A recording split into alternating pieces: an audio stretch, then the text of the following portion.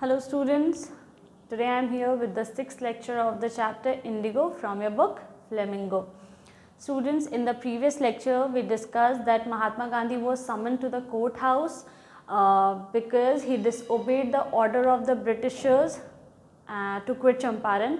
महात्मा गांधी को चंपारण छोड़ने के लिए बोला गया था, but he disobeyed the order.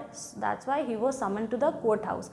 When he went there, he wrote a telegram to his friend Rajendra Prasad to come to Bihar with some influential friends. वो उनको महात्मा गांधी को राजेंद्र प्रसाद को एक टेलीग्राम लिखते हैं. उसमें वो बोलते हैं कि अपने कुछ प्रभावशाली दोस्तों के साथ बिहार जल्दी से जल्द आ जाओ. ठीक है. Now after that we saw that Mahatma Gandhi was not given any type of sentence or any type of the judge did not pass any judgment because they were feeling powerless and helpless because of the unity of the sharecroppers. उनकी unity को देख करके कोई भी judgment नहीं पास किया जाता है because the situation was out of control and Mahatma Gandhi was set free. He was told to remain at liberty. ठीक है, उनको फ्री छोड़ दिया गया था. Now we saw that Rajendra Prasad, Braj Kishore Babu, Maulana Mazharul Haq and several other prominent lawyers had arrived from Bihar. Rajendra Prasad, Braj Kishore Babu, Maulana Mazharul Haq और बहुत सारे ऐसे prominent lawyers यानी जाने माने lawyers क्या होते हैं, बिहार पहुंच जाते हैं क्योंकि महात्मा गांधी ने उनको बुलाया था. दे कन्फर्ड विथ गांधी जी. वो गांधी जी के साथ क्या करते हैं, सलाह मशवरा करते हैं क्योंकि अब तो गांधी जी को फ्री कर दिया गया लेकिन समस्या अभी ख़त्म नहीं हुई है. जो मुद्दा था वो मुद्दा अभी भी वैसा ही है ना. शेयर क्रॉपर्स को लेकर के जो मुद्दा चल रहा था, जो मसला चल रहा था वो अभी भी वैसा ही है. उसका अभी कोई सोल्यूशन, कोई समाधान अभी तक नहीं निकला है. तो उस पर बात करनी है, उस पर चर्चा करना है. इसीलिए ये लोग सब प्रोमिनेंट लॉयर जो भी जाने माने वकील थे वहाँ के सारे इकट्ठा हो चुके हैं और गांधी जी से वो लोग क्या कर रहे हैं, सलाह मशवरा कर रहे हैं. What would they do if he was sentenced to prison? Gandhi asked. जब वो लोग सब एक जगह पे जमा होते हैं तब उनमें बातचीत जब चल रही होती है तो गांधी जी उनसे एक सवाल पूछते हैं. What would they do? तुम लोग क्या करते, आप लोग क्या करते अगर मुझे जेल हो जाती तो. Because this was the situation. This could have been the situation. ये हो सकता था, इसमें कोई दो राय की बात नहीं थी. ठीक है, क्योंकि ब्रिटिशर्स इंडियंस को पनिश करने से पहले नहीं सोचते हैं, नहीं सोचते थे. ठीक है. As you have seen in the movies that is not merely a scene. वो एक कोई महज एक सीन नहीं है किसी मूवी से. That was the harsh reality. उनको जिस तरीके की सज़ा दी जाती थी, जिस तरीके का सेंटेंस सुनाया जाता था, जिस तरीके का जजमेंट पास किया जाता था, फांसी की सज़ा, और बहुत ब्रूटली उनके साथ व्यवहार किया जाता था, बहुत ही कठोर. तो ये कोई सिर्फ ये मजाक नहीं था, ये रियलिटी थी. तो ये इस बात का बहुत ज़्यादा चांसेस था कि महात्मा गांधी को जेल हो सकती थी. वो तो वक्त पे क्या हुआ कि ब्रिटिश शेयर क्रॉपर्स इतने सारे इकट्ठा हो गए, सिचुएशन आउट ऑफ कंट्रोल हो गई और वो लोग जब वहाँ एक इंसान के लिए खड़े हो सकते थे तो फिर बाद में शेयर क्रॉपर्स ब्रिटिशर्स के ऊपर अपने पैसों को लेकर के तो फिर कुछ भी कर सकते थे या सिचुएशन बहुत भी ख़राब हो सकती थी. इसीलिए गांधी जी उनसे सवाल करते हैं कि आप लोग क्या करते अगर मुझे जेल हो जाती तो. Why? The senior lawyer replied, they had come to advise and help him. उसमें से एक सीनियर लॉयर है, वो रिप्लाई करते हैं, इस बात का जवाब देते हैं. क्यों, क्या करते हैं मतलब, हम लोग तो यहाँ आपको एडवाइस करने, आपको सलाह देने के लिए, आपकी मदद करने के लिए आए हैं.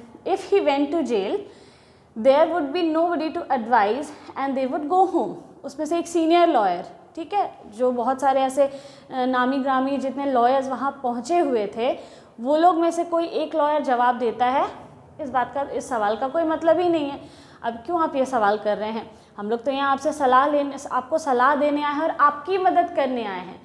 और अगर आप जेल चले जाते तो हम लोग सलाह नहीं देते किसी को भी और हम लोग यहाँ से वापस चले जाते. There would be nobody. यहाँ सलाह देने के लिए कोई होता ही नहीं. किसको सलाह देते, बिना मदद किए, बिना सलाह दिए हम लोग यहाँ से चले जाते. तो you can see that they were educated but they could not see the you can say the pain of the sharecroppers, है ना. the plight, the pain, plight और पेन का मतलब होता है उन लोगों का जो व्यथा था वो उन लोग को, शेयर क्रॉपर्स की व्यथा उन लोग को दिखाई नहीं दे रही थी लॉयर्स को। वो उनको शेयर क्रॉपर्स की परेशानी है तो शेयर क्रॉपर्स समझेंगे, हम लोग क्यों इन्वॉल्व हो। वो उसको नेशन का परेशानी नहीं देख रहे थे, वो उसको समझ रहे थे कि हम लोग लॉयर्स हैं, ये हमारा काम नहीं है। अगर हाँ हमारे से मदद मांगने हैं, तुम अभी हम लोग को एडवाइस देने बुलाए हो तो हम लोग एडवाइस देने के लिए आए हैं, है ना। हम लोग तुमको सलाह देने आए, तुम्हारी मदद करने आए। तुम जेल में रहते तो सलाह देने के लिए कोई नहीं होता और कोई मदद करने के लिए नहीं होता, तो हम लोग चुपचाप से यहाँ चले जाते हैं। थोड़ी ना हम लोग अपने से उठ करके और उनका शेयर क्रॉपर्स का लीडर बन जाते या उनकी मदद करने के लिए आगे चले जाते या आंदोलन करने लगते। ऐसा वो लोग कुछ भी नहीं करते, उनका कुछ भी ऐसा इरादा नहीं था।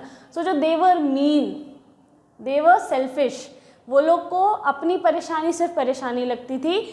वो लोग को ये नहीं लग रहा था कि वहाँ पे कोई किसी को मदद की ज़रूरत है और आप जैसे लॉयर्स उनकी मदद कर सकते हैं, क्योंकि आप पढ़े लिखे हैं, आपको कानून की समझ है।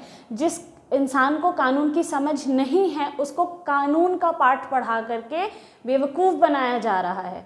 शेयर क्रॉपर्स वो पढ़े लिखे नहीं थे, जाहिर सी बात है, इसीलिए उनको कानूनी कागजात और अग्रीमेंट दिखा करके ही ना बेवकूफ़ बनाया जा रहा था और उनसे साइन करवा लिया जा रहा था और उनसे पैसे ऐंठे जा रहे थे, क्योंकि उनको नहीं पता है कि उस अग्रीमेंट में एक्चुअली लिखा क्या है या कोई भी अग्रीमेंट क्या बोल रहा है ना। क्योंकि वो मतलब कोर्ट कचहरी का कागज़ और ये सब वो लोग को नहीं आता है समझ में, लॉ, इसीलिए उन लोग बेवकूफ़ बन रहे थे। लेकिन एटलीस्ट जिसको समझ आ रहा है वहाँ कोई तो होता जो उनकी मदद करता, लेकिन नहीं, ये लोग मदद नहीं करते, ये लोग वहाँ से चले जाते। तो दिस वॉज वेरी शॉकिंग, ये सुन के ही बहुत ज़्यादा शॉकिंग लग रहा है। What about the injustice to the sharecroppers, Gandhi demanded. Gandhi ji सवाल रखते हैं गुस्से से, डिमांड करते हुए कि और इनके साथ जो अत्याचार हो रहा है शेयर क्रॉपर्स के साथ, उसका क्या। वहाँ पे जो शेयर क्रॉपर्स में जेल चला जाता और यहाँ जो तुम लोग घर चले जाते, यहाँ जो शेयर क्रॉपर्स जिनके साथ अत्याचार हो रहा है, जिनके साथ अन्याय हो रहा है, उनका क्या होता। ठीक है। The lawyers withdrew to consult. Lawyers जो थे सारे एक दूसरे में क्या करने लगे, कंसल्ट करने लगे, सलाह मशवरा करने लगे, एक दूसरे से बातचीत करने लगे। और विड्रू का मतलब पीछे हट जाना, उन्होंने कदम पीछे हटा लिया, क्योंकि एक सीनियर लॉयर उठ करके उसमें से क्या आगे बढ़ करके उन्होंने सब अपना जवाब दिया था। वो पीछे हटते हैं और एक दूसरे से क्या करने लगते हैं, सलाह मशवरा करने लगते हैं। Rajendra Prasad has recorded the upshot of their consultation. और बहुत ज़्यादा देर तक सलाह मशवरा होने के बाद राजेंद्र प्रसाद उठते हैं और उनके कंसल्टेशन यानी कि सलाह मशवरा जब हो जाता है तो उसका रिजल्ट बताते हैं। अपशॉट का मतलब सोल्यूशन क्या निकला या बॉटम लाइन क्या था, उसको उठ करके बोलते हैं। दे थॉट अमंग दमसेल्व्स, उन्होंने सोचा है अपने में विचार करके, that Gandhi was totally a stranger, कि गांधी जी एक अजनबी थे, है ना, कि गांधी जो वहाँ पे उन लोगों के लिए लड़ रहे हैं उनका उन शेयर क्रॉपर्स से कोई लेना देना नहीं था, वो एक अजनबी हैं।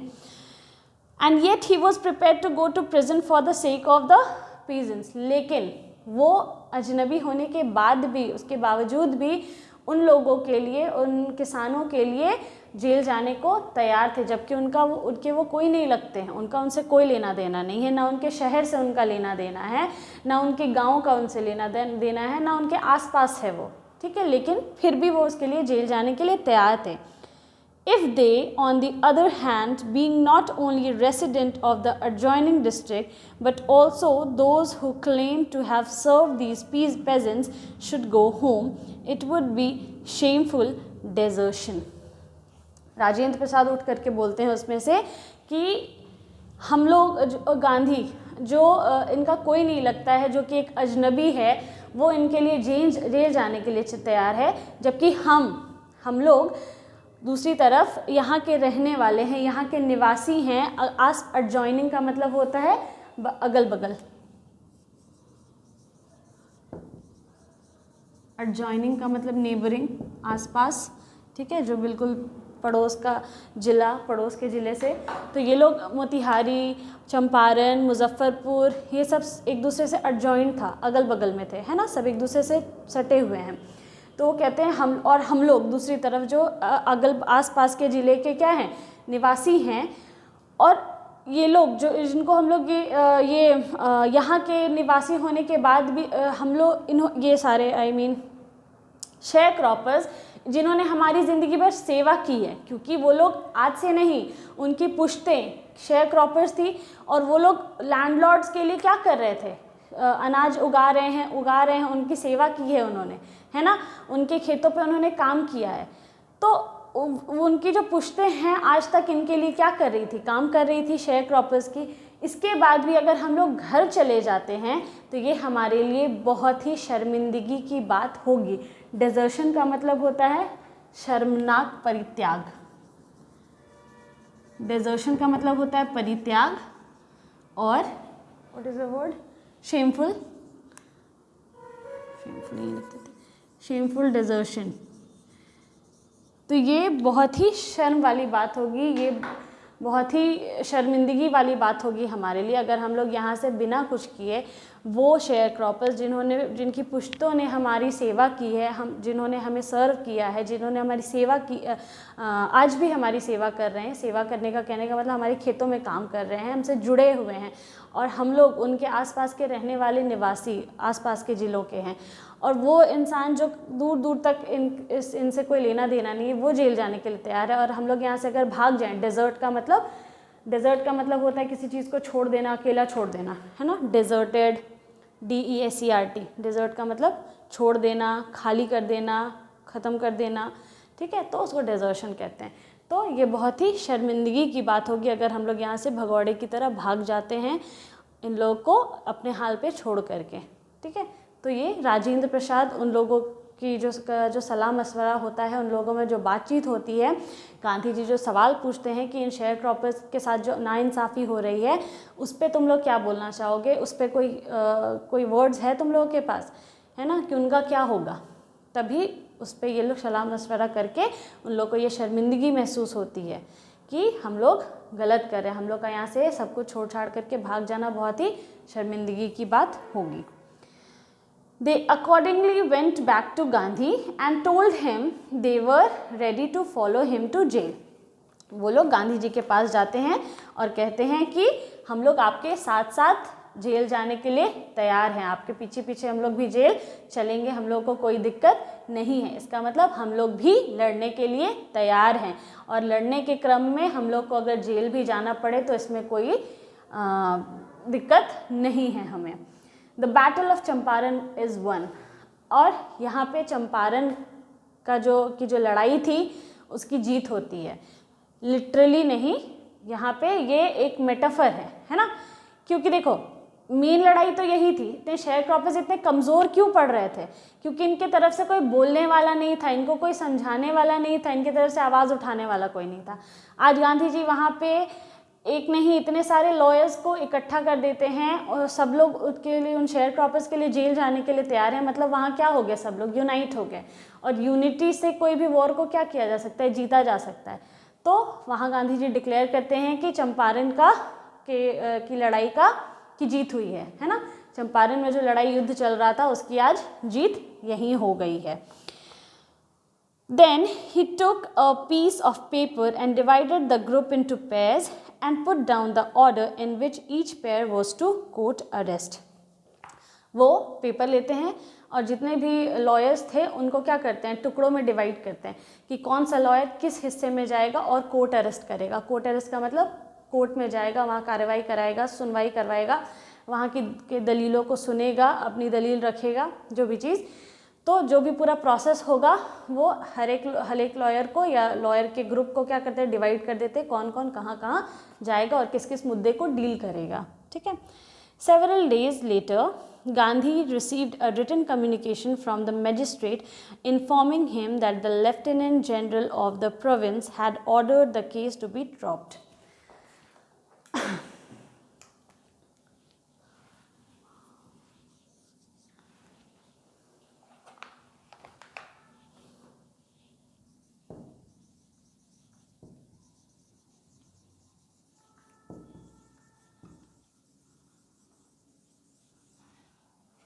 देखो, इसको ल्यूटेनेंट भी कहते हैं, इसको लेफ्टिनेंट भी कहते हैं, ठीक है। इसका प्रोनाउंसिएशन दोनों होता है, ल्यूटेनेंट एंड लेफ्टिनेंट। ठीक है, कुछ दिनों के बाद क्या होता है, गांधी जी को एक लेटर मिलता है, एक चिट्ठी मिलती है, उसमें मैजिस्ट्रेट लिखते हैं वो चिट्ठी और लिखते हैं उसमें कि लेफ्टिनेंट गवर्नर जो हैं उस एरिया के, ठीक है, उस प्रोविंस के, वो उन्होंने ऑर्डर किया है कि इस केस को क्या किया जाएगा, ख़त्म कर दिया जाएगा, ड्रॉप करने के लिए, मतलब इस केस को अब बंद कर दो। ठीक है, केस को अब बंद करने की बात हो गई। उन्होंने देखा कि हर तरीके से क्या हो रहा है, लोग यूनाइट होकर के और हर जगह पे, हर एक प्रोविंस में, हर एक राज्य में क्या हो रहे हैं, घुस घुस करके और शेयर क्रॉपर्स की मदद कर रहे हैं। जहाँ अभी तक कोई शेयर क्रॉपर्स को पता तक नहीं था कि क्या चल रहा है नहीं चल रहा है, वहाँ अभी सब कानून की बातें कर रहे हैं। ठीक है, और इनके तरफ से लड़ने के लिए कोई आ गया है, इनके तरफ से बोलने के लिए कोई आ गया है। तो अब ये ब्रिटिशर्स क्या हो गए थे, बौखला गए थे पूरी तरीके से, वहाँ उनमें तहलका हो गया था। ठीक है, तो इसी वजह से जब ब्रिटिशर्स ने देखा कि बात अब हाथ से बाहर जा रही है, तो गांधी जी को एक लेटर आता है और वो लेटर मैजिस्ट्रेट लिखते हैं कि लेफ्टिनेंट जनरल ऑफ प्रोविंस जो भी हैं वो, sorry, lieutenant governor of the, not general, lieutenant governor, ये कोई सीनियर अथॉरिटी और पोस्ट होता होगा। ठीक है, जैसे अभी हमारे पास डीसी है ना, डिस्ट्रिक्ट कमिश्नर और ये सब, तो उस टाइम पे लेफ्टिनेंट गवर्नर या ये कोई इम्पोर्टेंट पोस्ट होगा। वो कहते हैं कि उनकी तरफ से ये चिट्ठी है कि ये केस अब इन्होंने ऑर्डर दिया है, इन्होंने ये आदेश दिया है कि इस केस को बंद कर दिया जाए। ठीक है, civil disobedience had triumphed the first time in modern India, और सिविल डिसओबीडियंस की जीत हुई थी। सिविल डिसओबीडियंस क्या था, सिविल डिसओबीडियंस एक मूवमेंट था, और सिविल मतलब आम पब्लिक, और डिसओबीडियंस का मतलब अभी तक क्या हो रहा था, ब्रिटिशर्स जो बोलते थे उस आदेश का पालन हो जाता था आंख बंद कर, चाहे वो मारपीट से हो, चाहे वो जिस तरीके से भी, इन्होंने कभी मना ही नहीं किया। ठीक है, इन्होंने कभी उसको हमेशा इसको इन लोग ओबे कर देते थे, है ना, हमेशा उस चीज़ का पालन करते थे। अब क्या शुरुआत हो गई थी, civil disobedience for the first time. अभी तक मॉडर्न इंडिया में ऐसा हुआ था कि किसी ने ब्रिटिशर्स की बात का पालन नहीं किया था, है ना, उनके ऑर्डर का पालन नहीं किया था। और अब क्या हो रहा था कि एक नहीं, वो सिविल जितने पब्लिक थे, आम नागरिक थे, वो लोग सब क्या कर रहे थे, ब्रिटिशर्स की बातों को क्या कर रहे थे, डिसओबीडियंस कर रहे थे उसका, है ना, उसका पालन नहीं कर रहे थे, उनकी बात अब नहीं मान रहे थे। तो यही था सिविल डिसओबीडियंस। ठीक है, सिविल मीन्स आम नागरिक और डिसओबीडियंस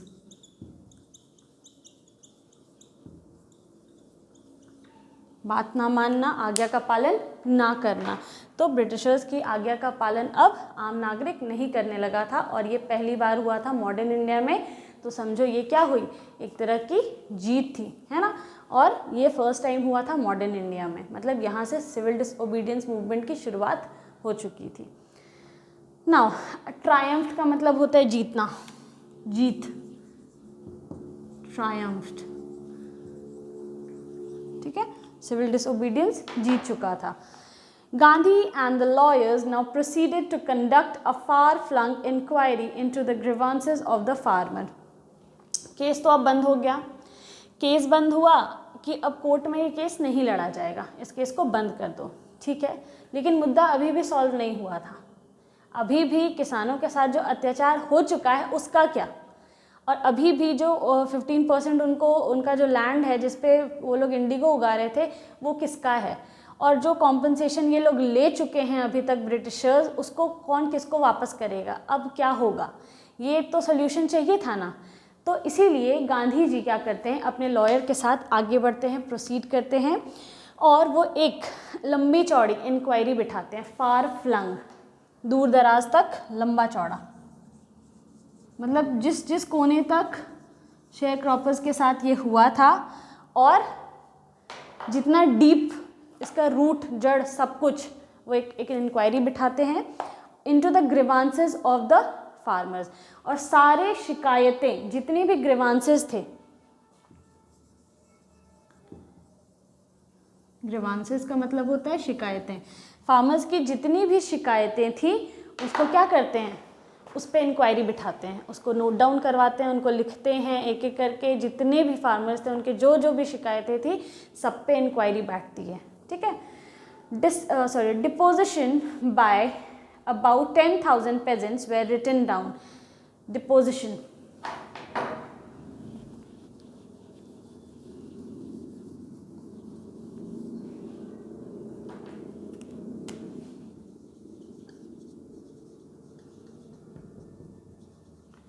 डिपोजिशन का मतलब होता है बयान। 10,000 से ज़्यादा किसानों का बयान दर्ज किया गया, लिखा गया, ठीक है। डिपोजिशन मीन्स बयान। 10,000 से ज़्यादा किसानों के बयान को क्या किया गया, लिखा गया। And notes made on other evidences, और हर एक एविडेंसेस, एक एक सबूत, एविडेंस का मतलब सबूत, एक एक सबूत का क्या बनाया गया, नोट बनाया गया, एक प्रॉपर पूरा लिखा पढ़ा रिपोर्ट तैयार किया गया। ये नहीं कि सिर्फ बातों बातों से नहीं, लिखावट के साथ एक एक रिपोर्ट को तैयार किया गया। डॉक्यूमेंट्स वेर कलेक्टेड, सारी जगहों से क्या किया गया, कागज़ों को इकट्ठा किया गया, डॉक्यूमेंट्स, दस्तावेज को इकट्ठा किया गया। The whole area throbbed with the activity of the investigation, और पूरा जो एरिया था धक धक कर रहा था, ऐसा लग रहा था कांप रहा है, हिल रहा है। इन्वेस्टिगेशन से, जो भी जांच पड़ताल चल रही थी उससे पूरा एरिया क्या उथल पुथल हो चुका था। सब इन्वेस्टिगेशन में शामिल हो गए थे, आम नागरिक भी, सब थ्रॉब कर रहा था। थ्रॉब का मतलब होता है धक धक या कांपना, ठीक है। And the vehement protest of the landlords, और जो लैंडलॉर्ड्स थे वो लोग इस पे आंदोलन कर रहे थे कि ये सब क्यों चल रहा है, क्या चल रहा है, क्योंकि लैंडलॉर्ड्स भी तो उसमें शामिल थे सब कुछ, और वो लोग क्या कर रहे थे, प्रोटेस्ट कर रहे थे इस चीज़ के, पूरे जोशीले हो गए थे, आक्रोश में आ गए थे, और पूरा जो इलाका था वो इन्हीं सब चीज़ों से क्या हो रहा था, उथल पुथल हो चुका था। वेहमेंट, जोशीला या आक्रोश, ठीक है। तो जो लैंडलॉर्ड्स थे वो पूरे आक्रोश में आ गए थे, प्रोटेस्ट करने लगे, आंदोलन करने लगे, क्योंकि उनके ये इंक्वायरी एक तरीके से देखा जाए तो उनके भी खिलाफ चल रही थी, क्योंकि उसमें ये लोग भी शामिल थे, ठीक है। तो अब सब कोई को अपनी ताकत का अंदाज़ा धीरे धीरे चल रहा था। अभी तक किसानों पे जो भी बीत रही थी, जो भी चीज़ें उनके साथ हो रही थी, उसको सुनने तक वाला कोई नहीं था। आज बाकायदा उनके जो भी उनके शिकायतें थी, उनके साथ जो जो इनजस्टिस हुआ था, उनके साथ जो जो चीज़ें घटी थी, और जो जो चीज़ उनका हक था वो उनको बोलने छोड़ दो, उनको लिखना बिल्कुल कागज़ात में एज अ डॉक्यूमेंट प्रिपेयर किया जा रहा था, फुल रिपोर्ट तैयार की गई थी, और वो लोग एक एक करके आ रहे थे, अपने बयान दे रहे थे, उसको लिखा जा रहा था। ऐसा लग रहा था कि अब हाँ, उनको सुनने वाला कोई है जिसके पास जा कर के वो अपनी बातों को रख सकते हैं, अपनी बातों को बता सकते हैं, अपनी शिकायतों को रख सकते हैं। और मतलब कि पहले क्या होता था कि क्या कर लेंगे किसी से शिकायत करके, पुलिस के पास जाएंगे, पुलिस ऑलरेडी उनके अंडर है, उनसे नीचे पोस्ट पे है, सबसे ऊपर वो लोग हैं, है ना। तो क्या हो जाएगा, मेरी शिकायत कल फिर आएंगे वो लोग, हम पे अत्याचार करेंगे, कोई सुनने वाला नहीं है, वही चीज़ रिपीट होगा। और गलती से पता चल गया कि मैंने शिकायत की है तो फिर अलग मुझे जो मेरे पे तो जो होगा, मेरे साथ मैल ट्रीटमेंट वो अलग होगा। इन सारी चीज़ों से क्या होता था, किसान डर जाते थे। वीकर सेक्शन जो था सोसाइटी का, वो लेबर सेक्शन, वो और डर जाता था, वो मजबूर हो जाता था, ठीक है। और अब क्या हो रहा था कि उन लोगों को लग रहा था कि ये शिकायत ही नहीं, ये शिकायत भी मुझे बतानी चाहिए कि कोई सुन रहा है। और इस पर ऐसा नहीं कि सिर्फ उसको सुन के वो कागज़ में, वो फाइल में बंद हो जाएगा। इस बार उनमें विश्वास था कि ये जो सुन रहा है कुछ करके जाएगा, है ना। ये जो सुनवाई हो रही है, ये हमारी शिकायतों को जो सुन रहा है, इसको हम लोग फिजूल में नहीं बोल रहे हैं, इसको हम लोग बेफिजूल नहीं बोल रहे हैं, इसके ऊपर ज़रूर ना कुछ कदम उठाया जाएगा और हमारे कष्टों का निवारण होगा, हमारी पीड़ा का अब समाधान होगा। उनके प्लाइट को सुनने वाला कोई आ गया है, और ये उनके लिए बहुत बड़ी खुशी की बात थी, और गांधी जी के लिए बहुत बड़ा जीत था, ट्रायम्फ था। In June, Gandhi was summoned to Sir Edward Gate, the Lieutenant Governor. अब जून में ये जो लेफ्टिनेंट गवर्नर थे, ये कौन थे, सर एडवर्ड गेट, जिन्होंने केस को ड्रॉप करने के लिए गांधी जी को ऑर्डर किया था। सर एडवर्ड गेट, इन्होंने ही मैजिस्ट्रेट से चिट्ठी लिखवाई थी और महात्मा गांधी को केस को बंद करने के लिए, ड्रॉप करने के लिए बोला था। और जून में ये गांधी जी क्या करते हैं, sir Edward gate Gandhi ji को बुलावा भेजते हैं कि तुम फलाना फलाना जगह पे मेरे से मिलो। Before he went he met leading associates and again led detailed plan for civil disobedience if he should not return। लेकिन गांधी जी पूरे प्रिपेयर्ड थे। गांधी जी हर मुश्किल के लिए, आगे वाले सिचुएशन के लिए क्या करते थे, प्रिपेयर्ड रहते थे। अब वो कैसे थे, इनके पास प्लानिंग थी हर एक चीज़ की। अब जैसे उस दिन वो जेल जाने वाले थे, उनको ऐसा लगा था कि बहुत ज़्यादा चांसेस है कि मैं जेल चला जाऊं, तो वो पहले से राजेंद्र प्रसाद को और चिट्ठी लिख देते हैं, लोगों को बुला लेते हैं, इकट्ठा कर लेते हैं और इस चीज़ के लिए भी प्रिपेयर कर लेते हैं। आश्रम चिट्ठी लिख देते हैं या बहुत सारे ऐसी चीज़ें वो कर देते हैं जिनको उनको पता होता है कि ऐसा कुछ हो सकता है, तो ये चीज़ें, ये तैयारी मुझे करके रखनी चाहिए। देखो, यस, ही वायर्ड, वो थोड़ा सा पीछे जा रहे हैं हम लोग, पेज नंबर 50 में। All night Gandhi remained awake. He telegraphed Rajendra Prasad to come from Bihar with influential friends. He sent instructions to the ashram. तो उनको जो जो चीज़ें लगती थी कि हाँ मेरी आगे की तैयारी के लिए, अगर मैं वहाँ नहीं रहूँ तो आगे की तैयारी के लिए ये चीज़ें नेसेसरी है, तो वो उसको करके रखते थे जहाँ भी उनको अपने ऊपर खतरा नज़र आता था। ठीक है, तो वो ये नहीं कि मैं जेल चला गया तो ये आंदोलन रुक जाना चाहिए, ये नहीं कि इन्होंने मुझे मार दिया या कुछ मेरे साथ हो गया तो ये कार्रवाई बंद नहीं हो जानी चाहिए, ये आंदोलन ख़त्म नहीं हो जाना चाहिए। जस्टिस का मतलब जस्टिस है, जो शुरू हुआ है वो ख़त्म होगा। ठीक है, उनका ये सोच था, तो वो आगे के लिए हमेशा प्रिपेयर रहते थे। इसीलिए वो राजेंद्र प्रसाद और बाकी के जो लॉयर्स थे उनसे ये सवाल करते हैं कि अगर मैं जेल चला जाता तो तुम लोग क्या करते, है ना। तो वो क्या किए, उन लोग को प्रिपेयर किए। ठीक, ऑलराइट। आज भी जब लेफ्टिनेंट जनरल गवर्नर उनको मिलने के लिए बुलाते हैं तो वो अपने लीडिंग एसोसिएट्स, यानी कि अपने जो साथ में उनके काम कर रहे थे, केस को लीड कर रहे थे, उनको इकट्ठा करते हैं, उनसे मिलते हैं और पूरा प्लान उनको बताते हैं कि सिविल डिसओबीडियंस जो है वो किस तरीके से चलते रहना चाहिए और ये रुकना नहीं चाहिए। उनके हिसाब से क्या था,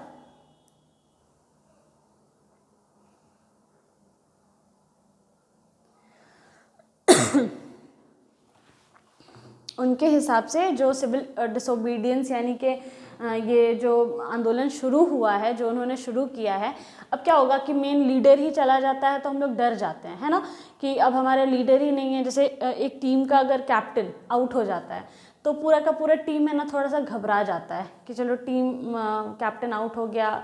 लेकिन वहाँ पे क्या होता है, अगर टीम पहले से प्रिपेयर रहे, कैप्टन अगर पूरे टीम को इस तरीके से प्रिपेयर करे कि कोई बात नहीं, मैं आउट हो गया, तुम लोग सारे इंडिविजुअल हो, तुम लोग अलग अलग भी खेलोगे तो अभी भी टीम जीत सकती है ना।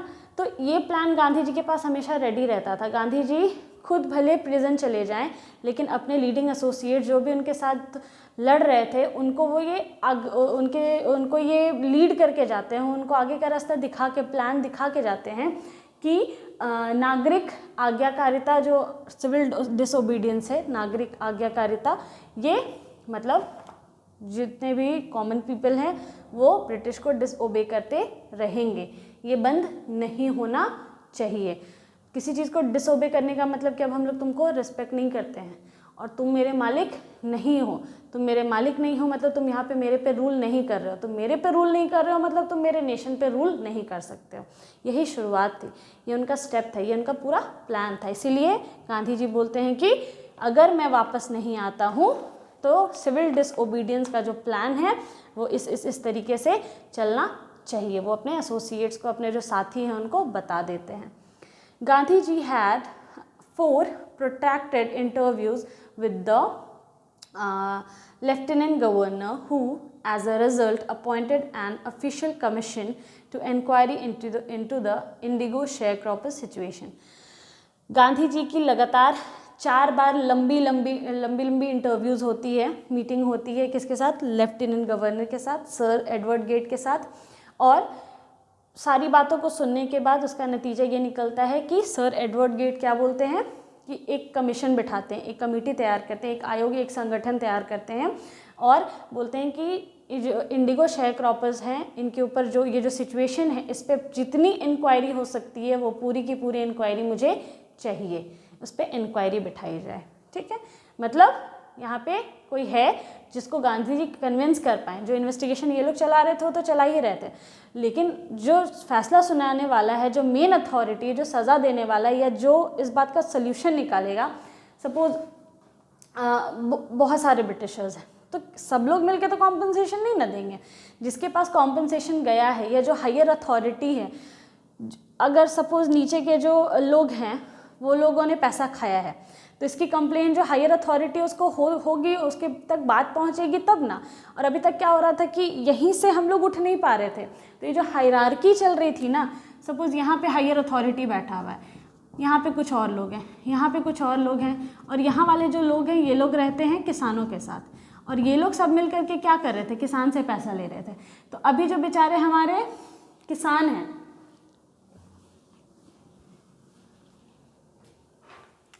ये हमारे जो किसान हैं ये इनसे इतना डरते थे कि कम्युनिकेशन यही ख़त्म हो जाता था। ये लोग जो बोलते जाते थे ये लोग उसको पूरा करते जाते थे। ठीक है, ये कम्युनिकेशन बस यहीं तक रह जाता था। अब क्या हो गया था कि ये लोग, इनके पास कोई बोलने के लिए आ गया था, ये लोग यहाँ पहुँचे, यहाँ पहुँचने के बाद अब बात जो है वो यहाँ तक चली गई थी। ठीक है, अब बात यहाँ तक गई थी तो इन लोगों पे क्या हुई, इंक्वायरी बैठी। ये थे तुम्हारे ब्रिटिश ऑफिशियल जो कॉम्पनसेशन वगैरह कलेक्ट कर रहे थे, और इनकी शिकायत अब यहाँ तक पहुँच गई है और इन्होंने बोला है कि इंक्वायरी बिठाई जाए, एक संगठन बनाया जाए जो इस पूरे इंडिगो शेयर क्रॉपर्स पे क्या करे, एक कार्रवाई करे, जितनी जानकारी हो सकती है वो सब इकट्ठा करें। The commission consisted of landlords, और जो कमीशन जो संगठन बना उसमें कौन कौन लोग थे, लैंडलॉर्ड्स थे, कुछ सरकारी अधिकारी गवर्नमेंट ऑफिशियल्स थे, and Gandhi as the sole representative of the peasants, और गांधी जी थे जो कि इकलौते सोल रिप्रेजेंटेटिव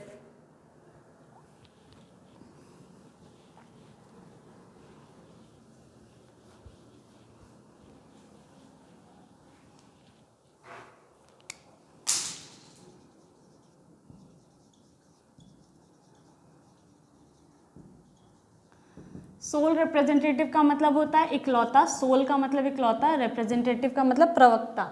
ठीक है,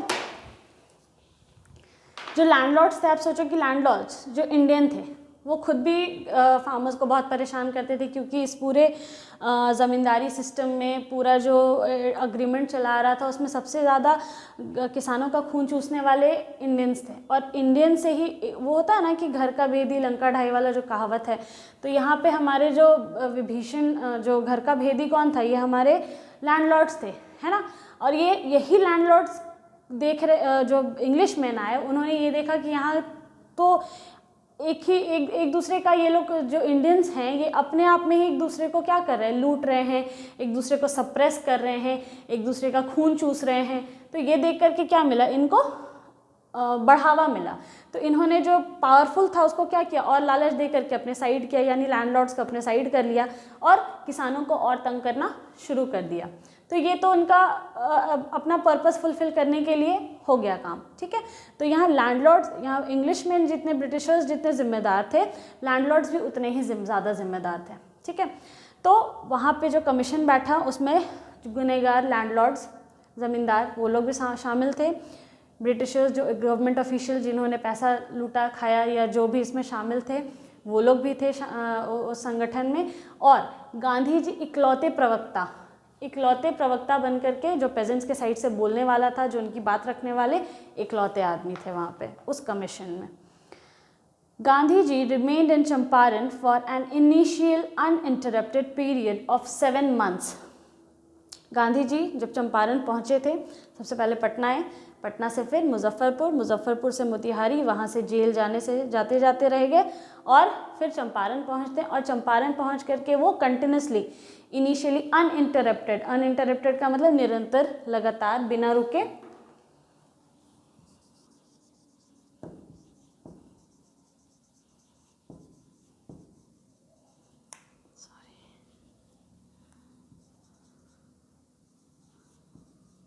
अनइंटरप्टेड, ठीक है, लगातार निरंतर अब वहाँ 7 महीने के लिए चंपारण में वो रहते हैं।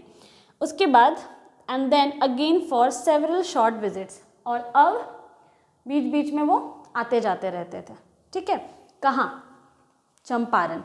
तो यहाँ पे जो संगठन बना, जो चीज़ें चल रही थी, सब कुछ ठीक चल रहा था अभी फ़िलहाल, ठीक है। गांधी जी चंपारण आते जाते रहते थे, लगातार 7 महीने के लिए वो वहाँ हैं, अभी भी हमें जस्टिस नहीं मिला है, अभी भी बातें वहीं की वहीं हैं, और आगे क्या होगा नहीं होगा, we will see it in the next lecture. Thank you.